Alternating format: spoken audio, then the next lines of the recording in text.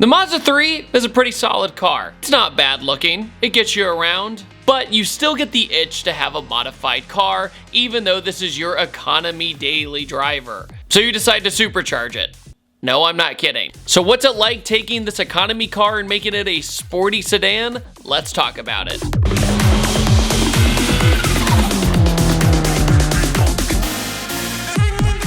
Hey guys, if you'd like to help out this channel, head over to PattersonCarCare.com for our summer blowout sale of 35% off of everything on our website, including our incredible wheel cleaner that makes life so easy. So go ahead and use the code SAVEBIG for 35% off. So I'm Jayden. I'm native to Colorado.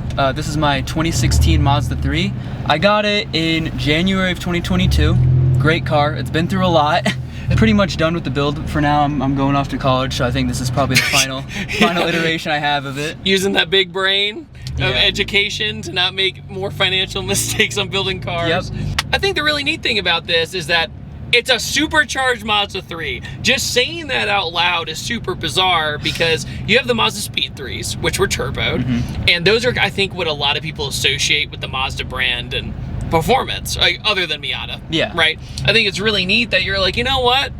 It's a cheaper car. The Skyactiv engine might have some potential. And you're like, yeah, I'll put a blower on it and see what happens. And you said there's only like 40 of them in the US or something. So yeah, that like was just an estimate. I know that there's the Skyactiv engines, there's only around 150 in the world that are supercharged. Okay. My tuner, Justin, he tunes most of them. And he estimated that there's around 40 of the Mazda 3s. Sure. It's 0.73 liter displacement, and it's making it's not around, even a liter. Yeah, so it's not even a liter. So 0.73. Wow. That's so crazy to me. Yeah. I'm used to like 2.3, 2.75. Yeah, the 3 tiny, liter. tiny compressors. Yeah. Makes around 235 wheel right now on E30. In a Mazda 3. Yeah. Pretty awesome. So the car weighs around, it's probably weighing just around 3,000 with us in it right now. It's still pretty good for a modern car. It's pretty good. So it makes 235 wheel right now on E30, but that's a conservative tune. I could have it bumped up to like 250, but once again, I'm trying to keep it reliable. You know, I don't want to blow anything up.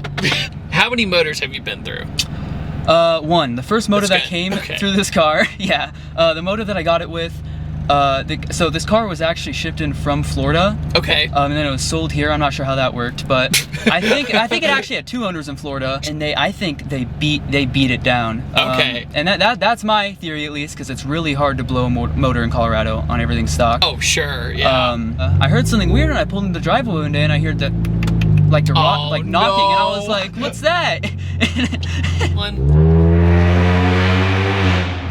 What's the exhaust on this thing? Yeah, so that's the thing. When you go for it, you kind of have to go all it. I'm trying to dial it in right now. Sure. As of right now, the exhaust situation used to sound a lot better, but it's catless now. Okay. So I moved to a catless setup, and then I have I have an 18-inch HP2 muffler, and I have 2 bullet resonators. Okay. So it's really hard to quiet this thing down. Oh, really I hard. bet. Once you get to 4,000 or 3,500 in that range, when you're really like on it, it'll go away and you'll start to hear super. Help me out. When I want to get on it, do I stay in the auto mode or do I go into the manual mode? Whatever you want. I mean, the auto mode, it's a good mix of everything. But if you really just want to like feel the torque, okay. I also have paddle shifters. Oh, you on the do? back. I forgot these. They're tiny. They're tiny. Yeah. Oh, there it is. It's so weird. Yeah.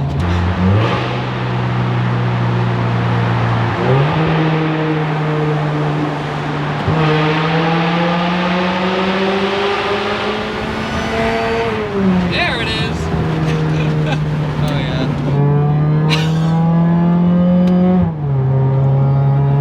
Okay. You know what's funny? Okay.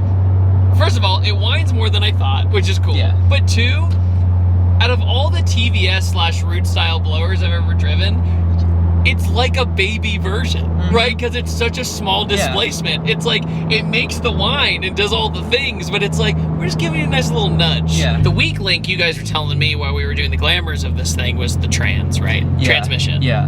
For the 2.0 at least, the transmission is the weak link. It caps out around 200 wheel torque. Oh wow! So you're playing with that. I'm right fire. there. The good thing is that since we're at elevation, I'm actually not hitting that.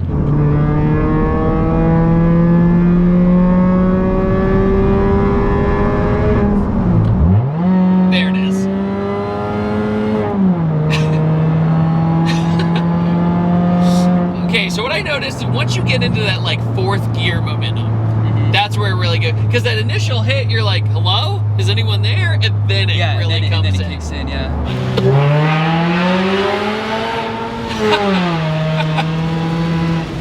That was the one. Yep. That was the one. The first gear torque is really, it's crazy. Lower gear torque, and then it kind of misses in 2nd and 3rd, and then 4th it picks back up. Yeah, I noticed the transmission really takes its time, right? Yeah. It's like, yeah. We're not gonna blow up. We're an economy transmission, so... It's definitely not the quickest transmission, but it does the job. Also, they're open diff. They don't have an LSD. They do not. So that's something to get a little bit used to. But I will say though, Mazda, over the years, side note from the performance thing, but their interiors just hold up really, really well. Yeah. Like over a lot of time, like even the, I call it the happy face, you know, the generation before, those interiors have held up very good too. The materials have, and it's a comfortable car. So you have a car that you can modify, have fun in, and it's an economy car, which is so funny that you have a modified economy car. I really love what you did with the back of this car, with the diffuser and the taillights and everything. It's very aggressive, and you wrapped it. And it's got some nice sparkles in there, but not too much. It's not like fairy dust driving around. It's a good amount. The light hits it just right. It's like, okay, that's a nice, tasteful little thing. But you're saying the bumpers are a little finicky on these things, They right? They are finicky. I don't think I've seen a Gen 3 Mazda 3, without bumper issues. So let's talk about your headlight situation. So you have one functional headlight, right? And then you have one that's essentially an intake, correct? Yes, yeah. Okay. So they're actually technically both functional. As for me right now, I'm running HIDs on the right side. Okay. And I ran HIDs on both sides. That side actually has a slot for halogen, so I could run one, but I just haven't gotten to that yet because I just put it on. Intake goes basically straight in front of the actual filter itself. Okay. You have to run a hydro sock. That's a custom assembly that I made. I actually ordered this aftermarket smoked, kind of like OEM, but it's aftermarket because they smoked it. And then I took that apart and I swapped it with this daytime running halo.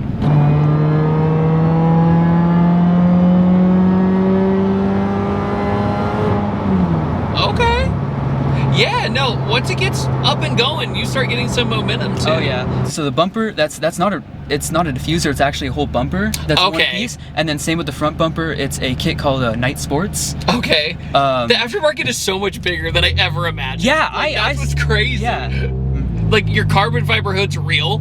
Which I know it sounds weird to say, oh, you have a real carbon hood, but that's cool. Yeah, because it's cool that it's a real carbon hood for a Mazda 3. Yeah, for a Mazda 3, like who would make that? So I'm not on the greatest I'm on coils. They're not amazing, but they're raceland. You could probably told by the ride, but it's a little, just a little bit. It's a little rough. We're also in like an industrial area, so there's a little bit of grace on that. Yeah, a little bit of grace. Yeah. I ended up cutting up my tires from the rear fenders. Oh, really? So I had to roll those, and I keep it a little raised now because I'm scared of it happening again. Just that, like, I think there's a sweet spot when somebody daily drives something. Like, you don't need to be hot boy low. Like, it's just not.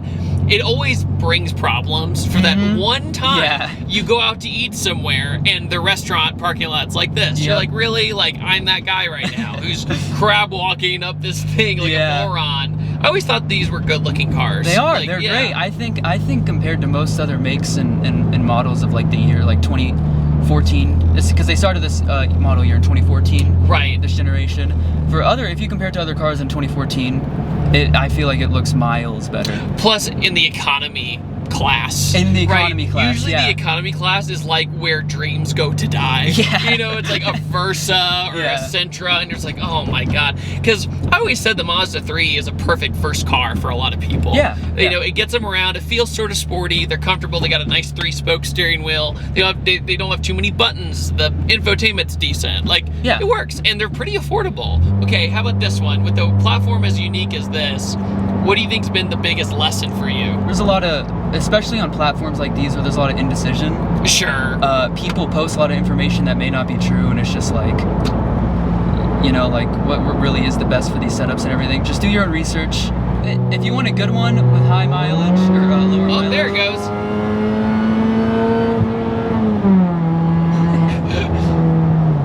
so weird to be in the passenger seat. I'm about to ask you, it's probably your first time, right? Yeah.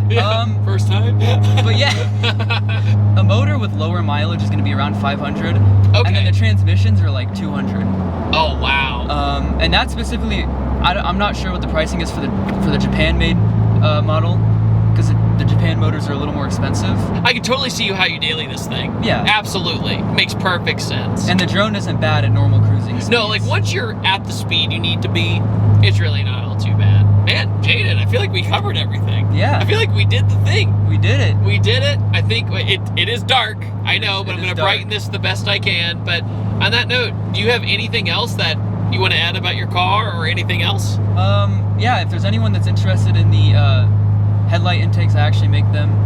So the site is MazdaExhibit.com, and then my Instagram is @JaydenCDQ. I'll make sure to put that in the description, and I'll put it right here too for you. Thank you.